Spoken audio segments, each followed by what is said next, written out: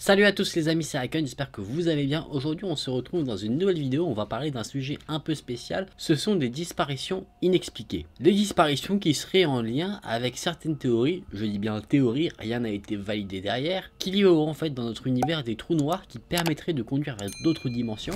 Et ces disparitions seraient liées en fait à ça. Apparemment ce ne seraient donc pas des enlèvements, mais des disparitions vraiment comme ça. Comme si la personne disparaissait d'un coup alors qu'elle faisait rien d'inhabituel et qu'aucun kidnappeur est mis en cause. Ben voilà, je vais vous raconter quelques histoires qui ont été elles-mêmes racontées par un écrivain du 19e siècle. Donc sans plus attendre, on est parti pour voir ce qui se tramait à l'époque concernant ces disparitions.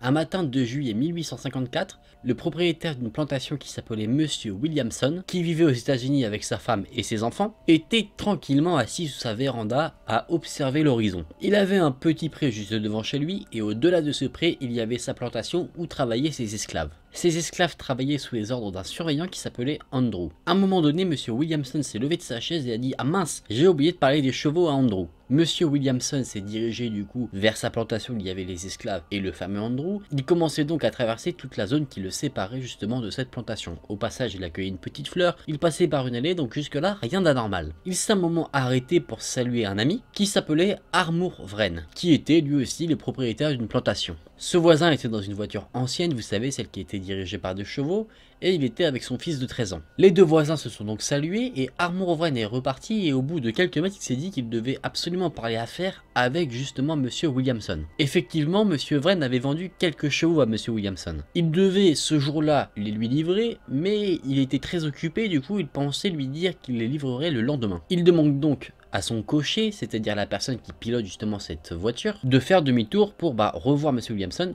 et lui parler.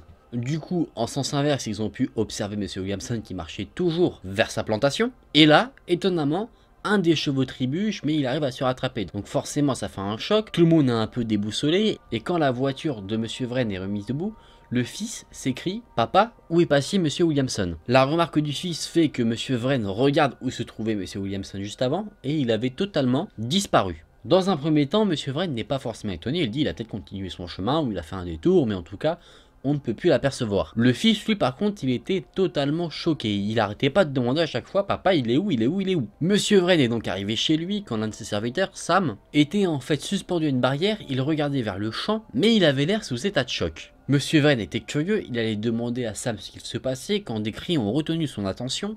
C'était les cris de la femme de Monsieur Williamson, qui courait dans l'allée, ses enfants sous le bras. Elle était suivie par plusieurs de ses serviteurs et elle criait « Il est parti, oh mon Dieu, quelle horrible chose !» Monsieur Wren disait que dans les yeux de la femme de Monsieur Williamson, on pouvait voir une sorte de lueur étrange, comme de la folie. Forcément, c'est la question que tout le monde se pose, où est passé Monsieur Williamson? On a donc posé la question à ses esclaves qui, normalement, auraient dû l'apercevoir parce qu'ils se rendaient sur la plantation. Sauf que les esclaves ont dit n'avoir vu personne, donc forcément on peut se dire, tiens, ils voulaient aller voir Andrew.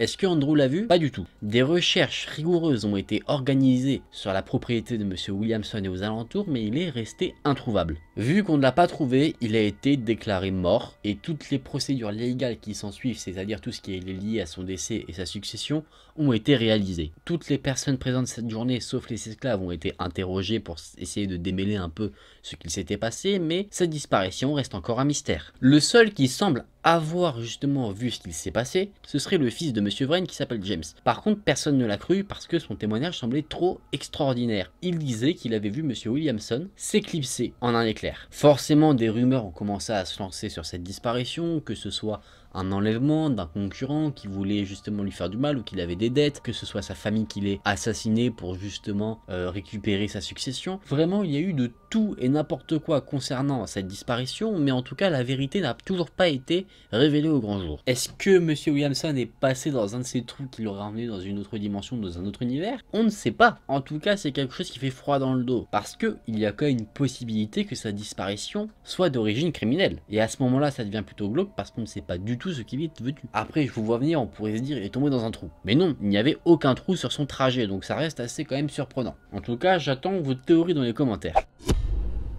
James Burn Warson était un cordonnier qui vivait en Angleterre. Il possédait un petit magasin, c'était un homme tout à fait respectable, il avait la réputation d'être un homme honnête, mais il avait tendance à aimer la liqueur. C'est une boisson alcoolisée. Et quand il abusait un peu trop de cette boisson qu'il aimait bien, il avait tendance à se lancer dans des paris un peu fous. Et d'ailleurs, pendant ces paris, en fait, il se vantait de ses prouesses athlètes. Donc il réalisait des paris d'atteindre tel endroit en moins de temps qu'il n'en faut. Enfin vraiment, c'était des trucs par rapport, on va dire, au sport, à sa condition physique, et voilà, il aimait bien faire des paris un peu insensés par rapport à ça. À une de ces occasions, il a fait le pari d'aller à un endroit et d'en revenir uniquement en courant. C'est-à-dire de faire l'aller-retour sans arrêt d'une distance de 64 km. Faut avoir un bon cardio en tout cas. Le 3 septembre 1873, James Warson s'est mis en tête de réaliser ce pari. Il a donc entamé sa fameuse course. Il était suivi de la personne qui lui avait lancé ce pari, d'un photographe, d'autres personnes, voilà, pour s'assurer que tout était en règle quand même. Pendant plusieurs kilomètres,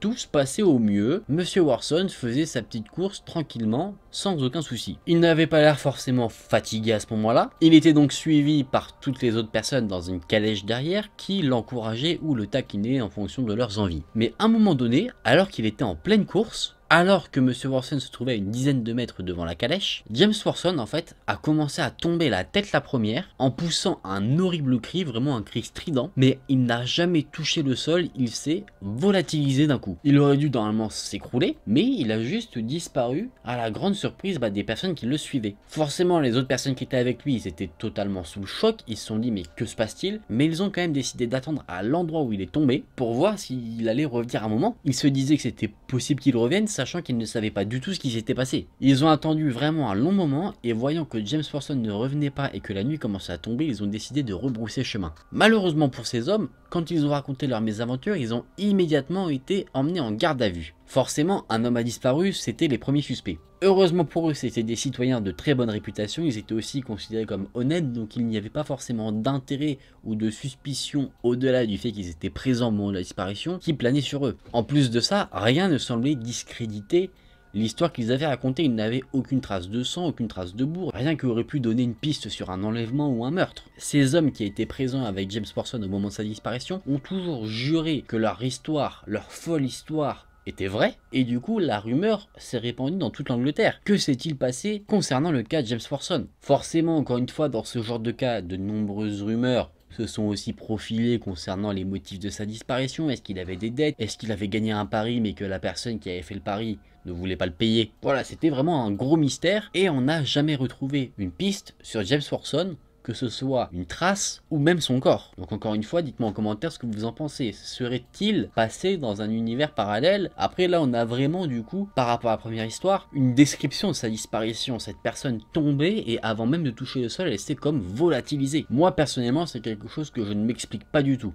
Parce que s'il avait disparu et qu'il y aurait une sorte de trou noir, que ce soit une sorte de porte ou autre chose qui permette d'accéder à un autre univers ou une autre dimension, les hommes qui étaient avec lui sont allés à l'endroit où il a disparu, mais du coup est-ce qu'ils auraient pas pu rentrer aussi dans cette porte là, ou est-ce que peut-être c'était une porte avec un aller simple pour une personne? Je ne sais pas, ça reste assez mystérieux et j'avoue être assez intrigué sur cette histoire.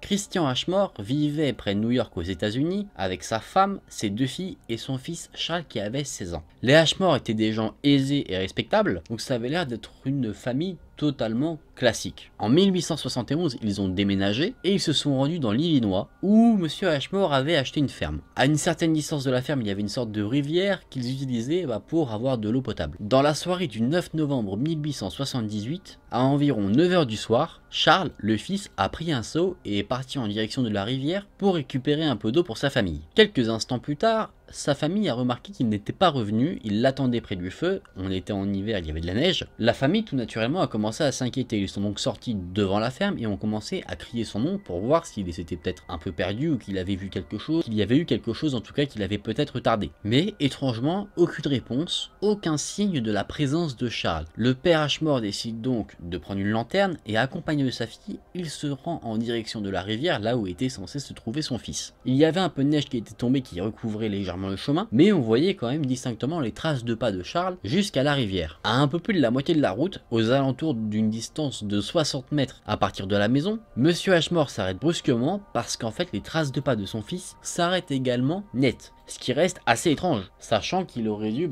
aller jusqu'à la rivière. Sa fille lui demande « Que se passe-t-il » Son père lui répond Telle est la question car lui-même ne comprend pas pourquoi les traces de pas s'arrêtent ici. Il regarde le ciel pour essayer de comprendre, de trouver une explication rationnelle au fait que les traces de pas étaient clairement visibles dans la neige autour était lisse, donc c'était vraiment très étrange. Et la seule explication qu'il a pu trouver mais qui ne tenait pas forcément la route, c'était qu'il y avait une chute de neige sur la suite des traces de pas, mais c'était en fait totalement impossible parce que les empreintes de pas s'arrêtaient vraiment brutalement, alors que dans l'eau on a retrouvé un peu plus de neige, on aurait eu des empreintes un peu hétérogènes, il y aurait eu quelques différences entre les différentes empreintes, alors que là toutes les empreintes étaient pareilles. En plus de ça, il n'y avait aucun nuage qui vous voilait le ciel, ce qui laissait présager qu'il n'avait pas neigé ce soir-là. Le père et la fille continuèrent leur chemin vers la rivière et quand ils sont arrivés, ils ont tous les deux tremblé de ce qu'ils ont vu. La rivière était couverte d'un rideau de glace, ce qui veut dire que si son fils est arrivé, il y aurait dû avoir une sorte de fissure, un trou pour qu'il puisse récupérer l'eau, alors que là, clairement le fait que la rivière était intacte, ça veut dire que le fils n'était jamais arrivé jusque là. Ne pouvant rien faire d'autre, Monsieur Ashmore et sa fille sont retournés chez eux et ont décidé de reprendre les recherches en fait le lendemain,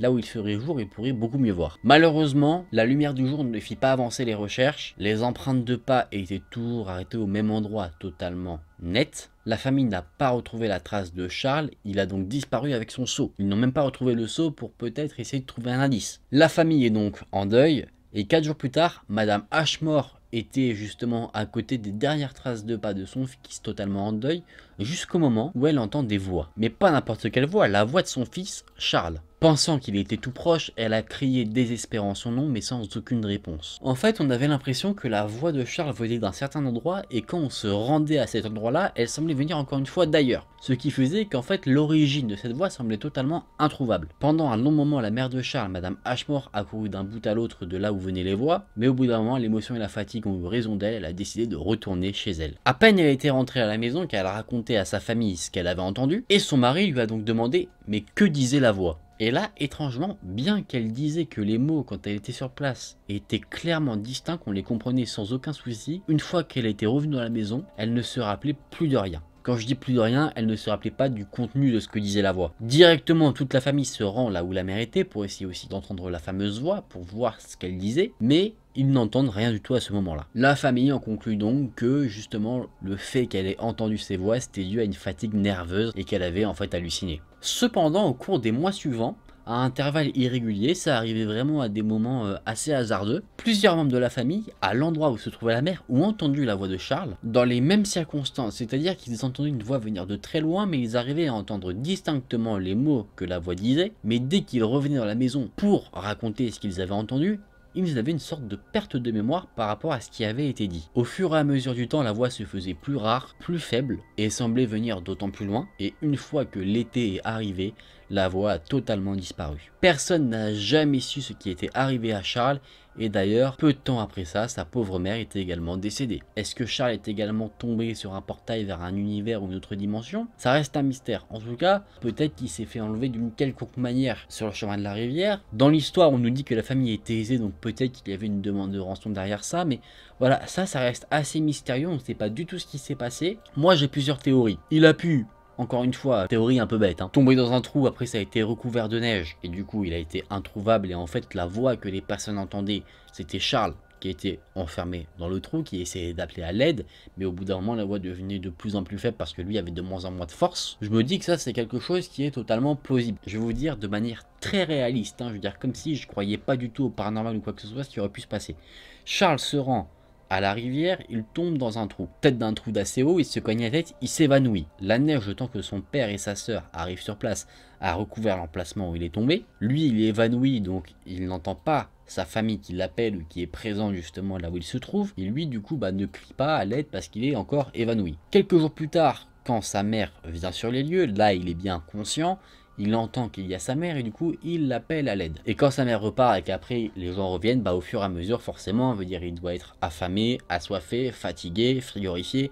Donc sa voix devient de plus en plus faible, on l'entend de plus en plus loin. Et du coup forcément à un moment, sans vivre, sans pouvoir manger, se reposer, se réchauffer, il décède et du coup c'est pour ça qu'on l'entend plus. Ça je trouve que c'est une théorie qui pourrait fonctionner. Après, on n'a pas forcément le détail si quand la neige, une fois qu'elle a fondu, s'il y a quelque chose. Mais par contre, si après on croit au paranormal et aux univers parallèles et tout ça, bon oui, il a pu tomber sur un portail, mais après, je n'ai aucune explication sur pourquoi on pourrait entendre sa voix. S'il y en a parmi vous qui se connaissent un petit peu dans ce domaine-là, moi je suis super curieux de savoir un peu ce que vous avez à dire sur ça, parce que dans les 2 premières histoires, on a aucune information sur l'après-disparition, on va dire. C'est-à-dire, le mec a disparu, point, c'est fini. Là, quand même, on entend sa voix, donc je suis assez curieux de savoir si ça pourrait être des résidus ou qu'il y a une sorte de connexion. Je sais pas, c'est super compliqué et ça me prend la tête de réfléchir à tout ça parce que je trouve aucune explication sensée. Donc vraiment, dites-moi un max en commentaire ce que vous pensez de ces histoires-là. Moi, ça m'intéresse énormément. Je trouve que personnellement, les trucs d'univers parallèle, c'est super intéressant et je vais vous en parler une fois que je vous aurai mis en sécurité.